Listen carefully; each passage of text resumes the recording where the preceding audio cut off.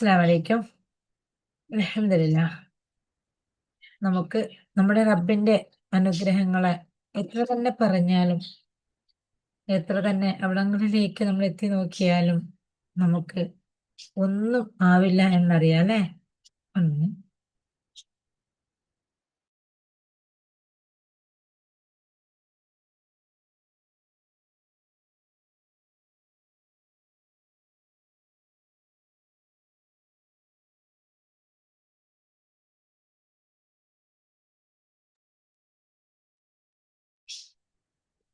അൽഹംദുലില്ലാഹ്.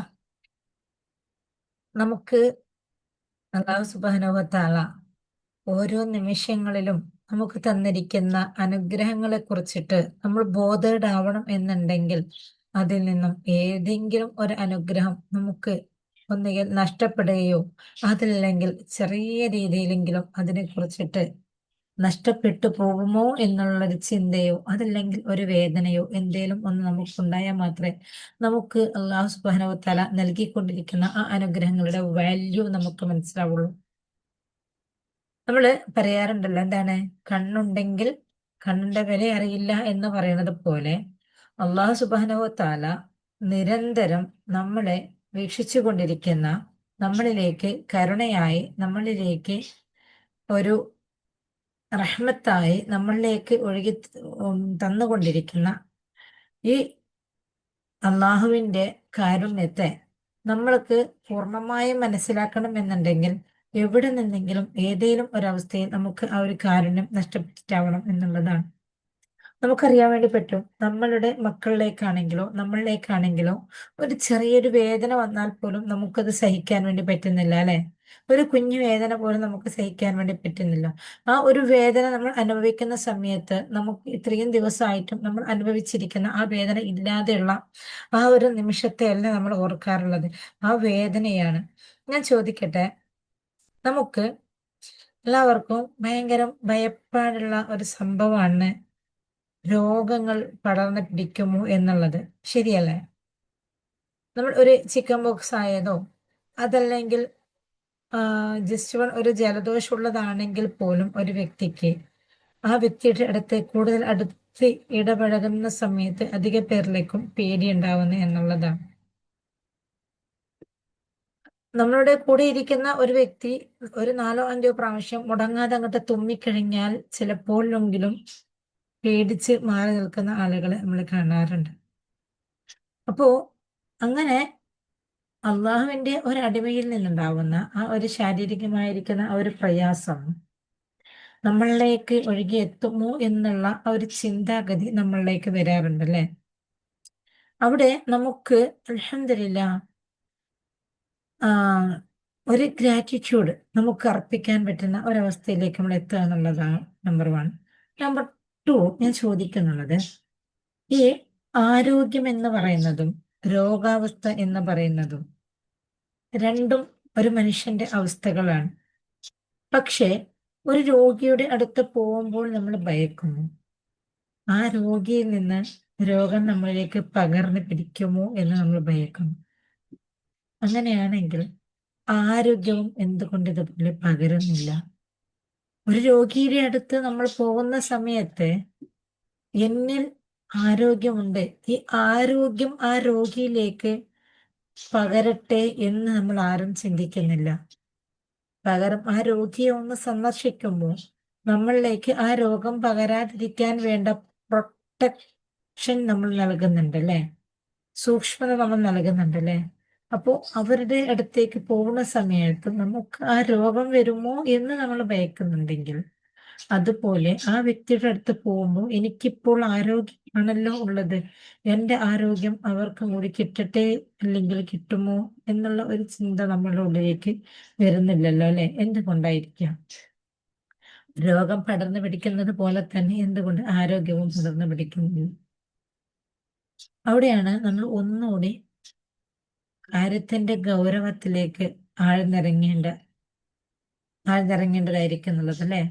കാരണം നമുക്കറിയാൻ വേണ്ടി പറ്റും, നമ്മളുടെ കൂടെയുള്ള ഒരു വ്യക്തി പോസിറ്റീവ് ആണോ നെഗറ്റീവ് ആണോ ആ വ്യക്തിയുടെ ക്യാരക്ടർ അതനുസരിച്ചിട്ട് നമ്മളുടെ ക്യാരക്ടർക്ക് മാറ്റം വരുന്നുണ്ടോ ഇല്ലയോ?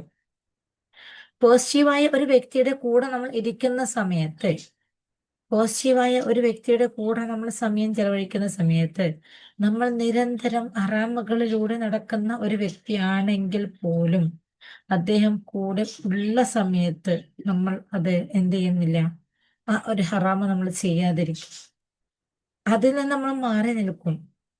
അങ്ങനെയാണെങ്കിൽ ആ ഒരു പോസിറ്റീവ് എനർജി, ആ ഒരു ആരോഗ്യം എന്നുള്ളതും കൂടി ഇങ്ങോട്ടേക്ക് പിന്നെ ഒരു ഇൽനെസ്സിലേക്ക് സ്പ്രെഡ് ചെയ്യപ്പെടുന്നുണ്ട് എന്നുള്ളതാണ് ഇതിനർത്ഥം. പക്ഷേ നമ്മൾ ആരും അത് മനസ്സിലാക്കുന്നില്ല എന്നുള്ളതാണ്.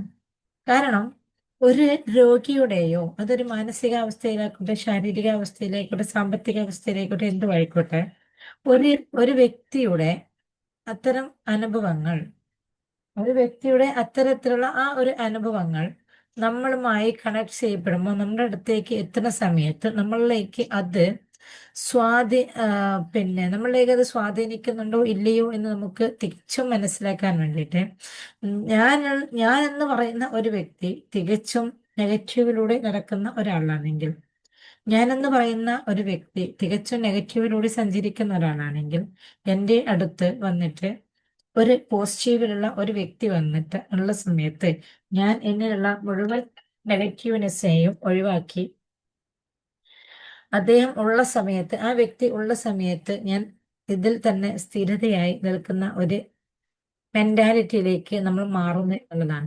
പക്ഷെ എന്താവുന്നില്ല, അത് സ്ഥിരമായി അവിടെ നിലനിൽക്കുന്നില്ല എന്നുള്ളത്.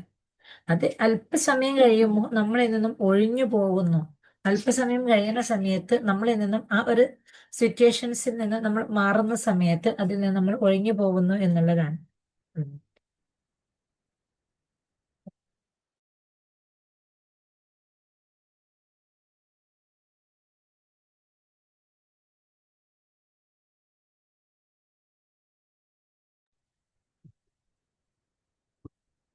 അപ്പൊ നമുക്ക് ഈ പോസിറ്റീവും ഇതുപോലെ പകരുന്നുണ്ട്. പക്ഷെ നമ്മൾ എന്ത് ചെയ്യുന്നില്ല, നമ്മളുടെ ഒരു സന്തോഷമോ ആനന്ദമോ ആ ഒരു പോസിറ്റീവിൽ നമ്മൾ കണ്ടെത്താത്തത് കൊണ്ട് നമ്മൾ പെട്ടെന്ന് തന്നെ അതിൽ നിന്ന് നമ്മൾ സ്കിപ്പ് ചെയ്യാണ് ചെയ്യുന്നുള്ളത്.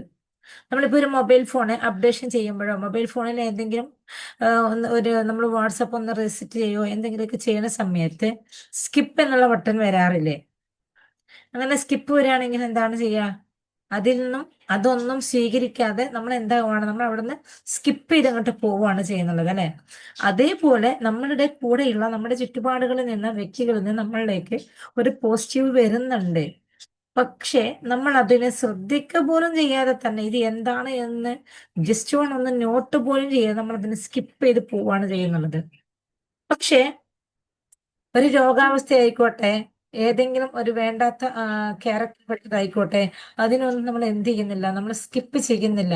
അതിനെ മുഴുവനും അങ്ങോട്ട് നമ്മൾ ശ്രദ്ധയോടെ നോക്കി വീക്ഷിച്ച് അതിനെ നമ്മൾ നമ്മളിലേക്ക് ആകർഷിക്കുകയാണ് ചെയ്യുന്നുള്ളത്. അപ്പൊ അവിടെ ഈ രോഗം പകരുന്നതും പോസിറ്റീവ് പകരാതിരിക്കുന്നതും എന്തുകൊണ്ട് എന്ന് ചോദിക്കുകയാണെങ്കിൽ, അത് നമ്മളുടെ മെന്റാലിറ്റിയിലെ പവറാണ്, നമ്മുടെ മെന്റൽ പവറാണത്. നാം എന്തിനെ കുറിച്ചിട്ടാണോ പേടിക്കുന്നുള്ളത്, ഒരു നല്ല ഒരു വ്യക്തി നമ്മുടെ അടുത്ത് വന്നാൽ എന്റെ സ്വഭാവം നന്നായി പോകുമോ എന്ന് നമ്മൾ പേടിക്കുന്നില്ല. അതിലപ്പുറം ആ ഒരു സ്വഭാവം എന്നിൽ ഉണ്ടാവണം എന്ന് നമ്മൾ ആഗ്രഹിക്കുകയും ചെയ്യുന്നില്ല. രണ്ടുമില്ല. പക്ഷേ ഒരു രോഗിയുടെ അടുത്തോയോ അതല്ലെങ്കിൽ ഒരു വേറെ ഏതെങ്കിലും ക്യാരക്ടറിൽ പെട്ടിരിക്കുന്ന, ഒരു മാനസിക വിഭ്രാന്തിയിൽ പെട്ടിരിക്കുന്ന, അത്തരത്തിലുള്ള ഒരു വേണ്ടാത്ത കൂട്ടുകെട്ടിൽ പെട്ടിരിക്കുന്ന ഒരാളുടെ കൂടെയാണ് നമ്മൾ പോകുന്നതെങ്കിൽ, അതല്ലെങ്കിൽ നമ്മുടെ മക്കൾ പോകുന്നതാണെങ്കിൽ, നമ്മൾ ആ സംഭവത്തെക്കുറിച്ച് പേടിക്കുന്നുണ്ട്. ആ സംഭവം നമ്മളിലേക്ക് വന്നു പോവരുത് എന്നുള്ളതിനെ കുറിച്ചിട്ട് നമ്മൾ പേടിക്കുന്നുണ്ട്. നമ്മൾ അതിനു വേണ്ടിയുള്ള സൂക്ഷ്മത കാണിക്കുന്നുണ്ട്. അതിനു വേണ്ടിയുള്ള പ്രൊട്ടക്ഷനുകൾ നമ്മൾ എടുക്കുന്നുണ്ട്. അവിടെയാണ് നമ്മുടെ മൈൻഡിന്റെ തലത്തിനെ കുറിച്ച് നമ്മൾക്ക് മനസ്സിലാക്കാനിരിക്കുന്നത്. നമ്മുടെ മൈൻഡ് എന്ന് പറയുന്നത്, നമ്മുടെ ബ്രെയിൻ എന്ന് പറയുന്നത്, നമ്മുടെ മൈൻഡ് എന്ന് പറയുന്നത് ഈ ചുറ്റുപാടുകളിൽ നിന്ന് കാണുന്നതെല്ലാം അതേപോലെ അബ്സർവ് ചെയ്തെടുക്കും എന്നുള്ളതാണ്. പക്ഷേ നമ്മൾക്ക് നമ്മുടെ ബ്രെയിനെ സ്വീകരിക്കുക എന്നുള്ളത് നമുക്കറിയാൻ വേണ്ടി പറ്റും. നമ്മുടെ കോൺഷ്യസും സബ് കോൺഷ്യസും അൺകോൺഷ്യസും അങ്ങനെ പിന്നെ നമ്മുടെ മൈൻഡിന്റെ വ്യത്യസ്തമായ തലങ്ങളുണ്ട് അല്ലെ. അപ്പൊ ഈ ഒരു വ്യത്യസ്തമായ തലങ്ങളിൽ നിന്നും നമ്മൾ കോൺഷ്യസിലാണ് ഞാൻ ഇപ്പോൾ നിങ്ങളടുത്ത് സംസാരിച്ചുകൊണ്ടിരിക്കുന്നത്. കോൺഷ്യസിലാണ് നിങ്ങൾ ഇപ്പോൾ വന്ന് ഇവിടെ എൻ്റെ വോയിസ് കേൾക്കാൻ വേണ്ടി നിങ്ങൾ ഇരുന്നിരിക്കുന്നത്. അപ്പൊ ഈ കോൺഷ്യസിൽ നിങ്ങൾ വന്ന് എൻ്റെ വാക്കുകൾ കേൾക്കുന്നുണ്ടെങ്കിലും നമ്മളുടെ ഓരോരുത്തരും ഈ കോൺഷ്യസ് എന്ന് പറയുന്ന ഈ ഒരു തലം വെറും 10% മാത്രമേ പ്രവർത്തിക്കുന്നുള്ളൂ. ബാക്കി 90% നമ്മളുടെ സബ് കോൺഷ്യസ് ആണ് പ്രവർത്തിച്ചു കൊണ്ടിരിക്കുന്നത്.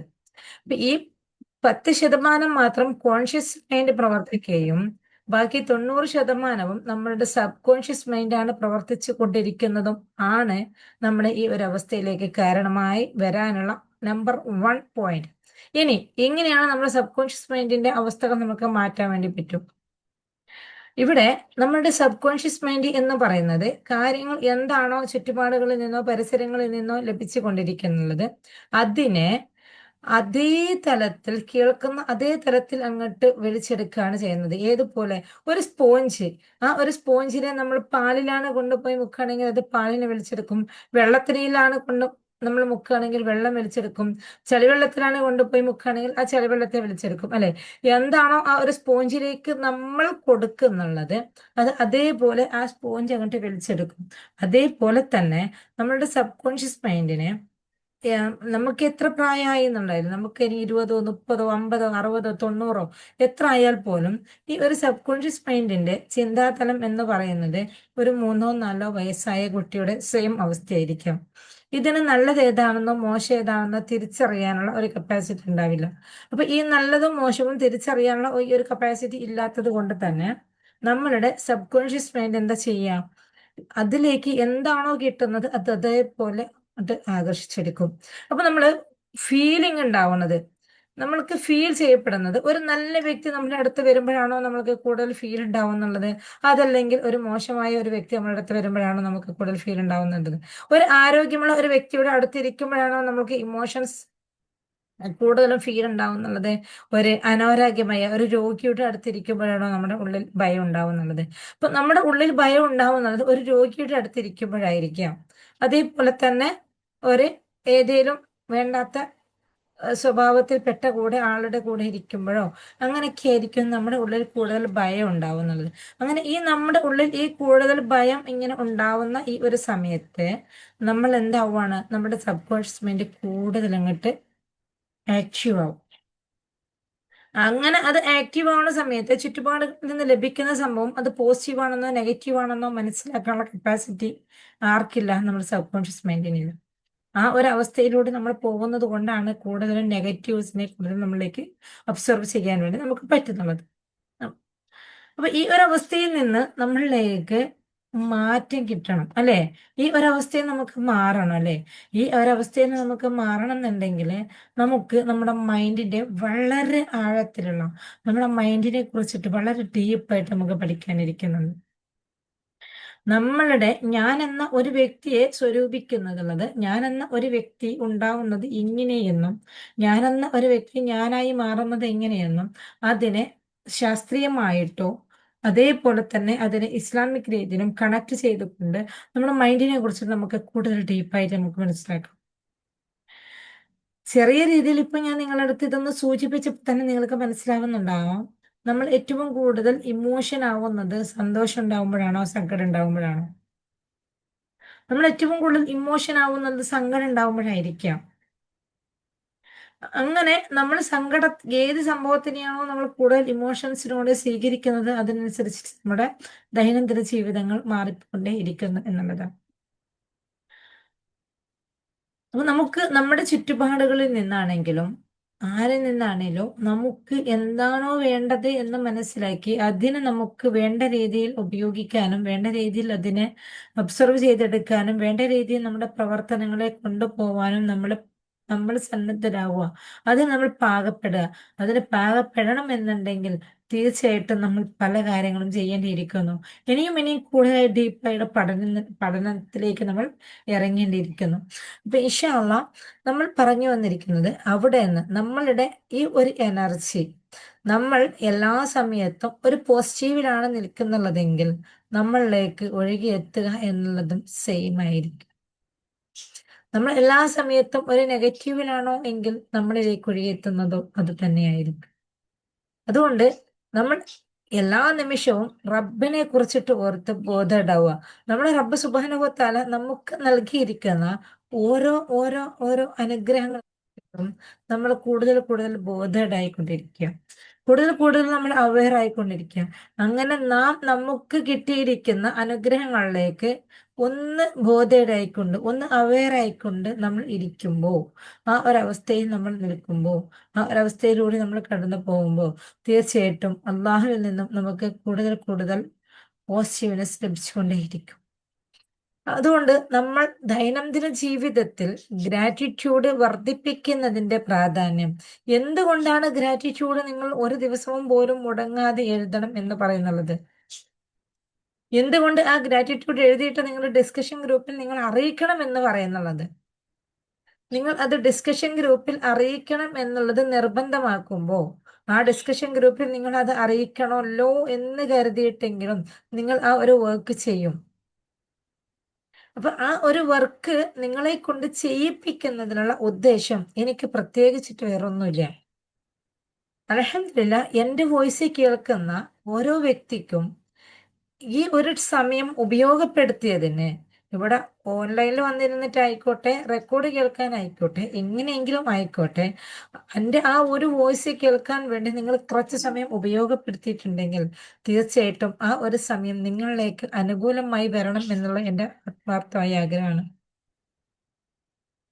എൻ്റെ വോയിസ് കേൾക്കുന്ന, റെക്കോർഡ് കേൾക്കുന്നവരോട് കൂടിയിട്ടാണ് ഞാൻ പറയുന്നുള്ളത്. നമ്മുടെ ഡിസ്കഷൻ ഗ്രൂപ്പിൽ 75 പേരുണ്ട് ജോയിൻ ചെയ്തിട്ട്.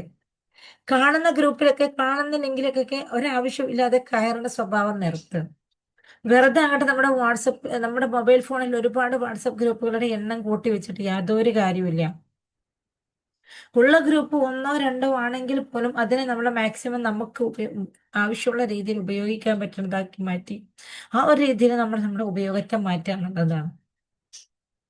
അപ്പൊ ഇവിടെ എന്റെ വോയിസ് കേൾക്കുന്ന, എന്റെ റെക്കോർഡ് കേൾക്കുന്ന വ്യക്തികളോട് കൂടി ഞാൻ ഒന്നുകൂടി അടിവരയിട്ട് പറയാണ്, നിങ്ങൾ ഓരോരുത്തരും എന്നെങ്കിലും എന്റെ ഈ ഒരു വോയിസ് റെക്കോർഡ് കേൾക്കുന്നുണ്ടെങ്കിൽ, നമ്മുടെ ഈ ഒരു വാട്സാപ്പ് ഗ്രൂപ്പിൽ നിങ്ങൾ ജോയിൻ ചെയ്യുന്നുണ്ടെങ്കിൽ, കൂടെ നിങ്ങളുടെ ഡിസ്കഷൻ ഗ്രൂപ്പിലും കൂടി നിങ്ങൾ ജോയിൻ ചെയ്യുന്നുണ്ടെങ്കിൽ, നിങ്ങൾ ഇവിടെ നിന്ന് കേൾക്കുക, അവിടെ നിങ്ങൾ അറിയിക്കുക. ഏതുപോലെ നമ്മൾ കിച്ചണിൽ നിന്ന് ഭക്ഷണ പദാർത്ഥങ്ങൾ ഉണ്ടാക്കി ഡൈനിങ് റൂമിൽ പോയി നമ്മളത് കഴിക്കുന്നു. നമ്മൾ വലിയ പാത്രങ്ങളിൽ ഭക്ഷണ സാധനങ്ങൾ ഉണ്ടാക്കുകയാണെങ്കിൽ അത് പ്ലേറ്റിൽ വിളമ്പിയെടുത്ത് നമ്മൾ കഴിക്കുന്നു, അല്ലേ? അപ്പൊ നമ്മൾ എവിടെ നിന്നാണോ നമുക്കൊരു സ്രോതസ് ലഭിക്കുന്നുള്ളത്, അതിനെ നാം നമ്മളിലേക്ക് ഇൻവെസ്റ്റ് ചെയ്യുന്നുണ്ട്. പക്ഷെ ഇവിടെ കാണുന്നതെല്ലാം വാരിക്കൂട്ടി വെച്ച്, കാണുന്ന വാട്സപ്പ് ഗ്രൂപ്പിലെല്ലാം ലിങ്ക് കാണുമ്പോൾ ചാടി കയറിയിട്ട് ഒന്നിലും കയറാതെ, ഒന്നിലും നോക്കാതെ, ഒന്നിലും ആക്ഷൻ എടുക്കാത്ത രീതിയിൽ നമ്മൾ ഉണ്ടാവാൻ പാടില്ല. ഇവിടെ ഇപ്പൊ ലൈവില് 5 പേരുണ്ട്. സോറി, 4 പേര് ലൈവിലുണ്ട്. 5 പേര് കുറച്ച് മുമ്പ് ഉണ്ടായിരുന്നു, അവരോട് പോയി. ഈ ഒരു ലൈവിൽ നിന്ന് ഇറങ്ങിയ സ്പോട്ടിന് തന്നെ നിങ്ങൾക്ക് ജസ്റ്റ് ഒന്ന് ആ ഡിസ്കഷൻ ഗ്രൂപ്പിൽ പോയിട്ട് ക്ലാസ് നന്നായിരുന്നു എന്ന് പറയുന്നതിനപ്പുറത്തേക്ക് ഇന്നത്തെ ക്ലാസ്സിൽ നിങ്ങൾക്ക് എന്താണ് കിട്ടിയത്, ഞാൻ നിങ്ങൾക്ക് വേണ്ടിയിട്ട് ഈ കുറച്ച് സമയം ഇവിടെ ഇരിക്കുന്നുണ്ടെങ്കിൽ, നിങ്ങൾക്ക് വേണ്ടിയിട്ട് മീൻസ് നിങ്ങളോടത് പറയുമ്പോൾ എന്നിലേക്കും കൂടി അത് ഒന്നും കൂടി തറക്കാൻ വേണ്ടിയിട്ട് ഞാൻ അവിടെ ഈ കുറച്ച് സമയം ചെലവഴിക്കുന്നുണ്ടെങ്കിൽ, എന്നെ കേൾക്കാൻ വേണ്ടിയിട്ട് നിങ്ങൾ അവിടെ നിന്ന് കുറച്ച് സമയത്തെ ചെലവഴിക്കുന്നുണ്ടെങ്കിൽ, ഇത് കഴിയണ സമയത്ത് ഇതിൽ നിന്ന് നിങ്ങൾക്ക് എന്ത് കിട്ടി എന്നുള്ള വ്യക്തമായ ഒരു ഫീഡ്ബാക്കാണ് നിങ്ങൾ കൊടുക്കേണ്ടത്, തരുന്നത്. ആ ഒരു അവസ്ഥയിലേക്ക് നമ്മൾ മാറിയെടുക്കുക, ആ ഒരു അവസ്ഥയിലേക്ക് നമ്മൾ മാറ്റി ചിന്തിക്കുക. നമ്മൾ ഇവിടെ ഈ ഒരു പ്ലാറ്റ്ഫോമിൽ നിങ്ങൾക്ക് തികച്ചും ഫ്രീ ആയിട്ടാണ് അൽഹംദുലില്ലാ ഈ ഒരു സമയ സെഷൻസുകൾ ലഭിച്ചുകൊണ്ടിരിക്കുന്നത്. പക്ഷേ എത്രമാത്രം ഫ്രീ ആണെങ്കിൽ പോലും നിങ്ങളുടെ ഉള്ളിൽ ഒരു ആത്മാർത്ഥത ഉണ്ടെങ്കിൽ മാത്രമേ അതിന് ഫ്രീ ആണെങ്കിലോ പെയ്ഡ് ആണെങ്കിലോ ഒക്കെ നിങ്ങളിലേക്ക് അത് വർക്ക് ചെയ്യുള്ളൂ. അതുകൊണ്ട് നിങ്ങൾ ഓരോരുത്തരും, നിങ്ങൾ ഇവിടെ കൊടുക്കുന്ന ഈ ഒരു സമയവും, ഇവിടെ നിന്ന് ഞാൻ പറയുന്ന ഈ ഒരു വേർഡ്സുകളും നിങ്ങളുടെ ലൈഫിൽ ഉണ്ടാവണം എന്ന് നിങ്ങൾ ആഗ്രഹിക്കുന്നുണ്ടെങ്കിൽ തീർച്ചയായിട്ടും നിങ്ങൾ ഓരോരുത്തരും നിങ്ങൾക്ക് ഇതുവരെ ലഭിച്ചിരിക്കുന്നത് എന്താണ്, എല്ലാത്തിനെ കുറിച്ചിട്ടും ഓർമ്മയില്ലെങ്കിലും ഇന്നത്തെ ഈ ഒരു ദിവസത്തിലെങ്കിലും നിങ്ങൾക്ക് എന്താണ് കിട്ടിയത്, എന്ത് മാറ്റമാണ് നിങ്ങൾക്ക് ഇതിൽ നിന്ന് ഉണ്ടായത് എന്നുള്ള രീതിയിൽ വ്യക്തമായ ഒരു കുഞ്ഞ് ഫീഡ്ബാക്ക് ആയിരിക്കണം നിങ്ങൾ ഓരോരുത്തരും നൽകേണ്ടത്. ഇൻഷാ അള്ളാ നമ്മളുടെ സമയം കുറച്ച് ദീർഘിച്ചിട്ടുണ്ട് ഇന്നല്ലേ. അപ്പൊ നമുക്ക് തൽക്കാലം വൈൻഡപ്പ് ചെയ്യാം. എന്തെങ്കിലും സംശയം ഉണ്ടെങ്കിൽ നിങ്ങൾക്ക് ചോദിക്കാം.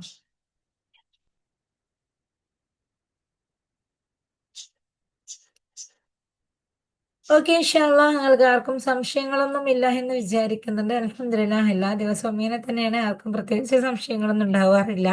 ആരും പ്രത്യേകിച്ചിട്ട് വർക്കുകളൊന്നും ചെയ്യാറില്ല. ഇപ്പോ ആരും ഒന്നും പ്രത്യേകിച്ചിട്ട് ആരും ഒന്നും ചെയ്യാറില്ല. അങ്ങനെ പോകുന്നു ഇങ്ങനെ പോകുന്നു എന്നുള്ള ഒരവസ്ഥയിലേക്ക് നമ്മൾ മാറിയിട്ടിരിക്കുമ്പോൾ നമ്മൾ എന്നും ഇങ്ങനെ പോകുന്ന ഒരവസ്ഥയിലേക്ക് അപ്പൊ അവര് ഇങ്ങനെ പോകുന്നതല്ല, കറക്റ്റ് ആയിട്ട് നമ്മൾ പോകണം എന്നുണ്ടെങ്കിൽ തീർച്ചയായിട്ടും നമ്മൾ ഇൻഷാല്ല നമ്മളൊന്ന് ആക്ഷൻ എടുക്കേണ്ടിയിരിക്കുന്നു. അപ്പൊ എല്ലാവരും അതിനുവേണ്ടി ആക്ഷൻ എടുക്കാൻ തീരുമാനിക്കുക. ഓക്കെ, അപ്പൊ ഇൻഷാല്ല. അസ്സലാമു അലൈക്കും വറഹ്മത്തുള്ളാഹി വബറകാതുഹു.